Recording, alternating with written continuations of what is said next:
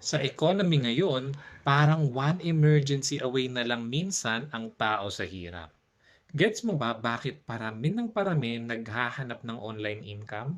Kasi ramdam ng tao, parang ang hirap na umasa sa iisang source of income. Dati, kahit isang trabaho lang, okay na. Pero ngayon, tumataas presyo ng bilihin, mahal ang gas, may layoffs, may AI na pumapalit sa ibang trabaho. Tapos kahit sobrang sipag mo, minsan parang hindi pa rin enough. May mga magulang na gusto lang naman mabigyan ng magandang buhay yung pamilya nila. May mga empleyado na pagod na sa traffic, pero kailangan lumaban araw-araw. May iba gusto lang magkaroon ng extra income para hindi palaging kinakapos. Kaya maraming tao ngayon natututo ng online skills, remote work, AI tools, online business. Hindi dahil tamad sila, kundi gusto lang nila ng backup plan. At honestly, wise move naman talaga.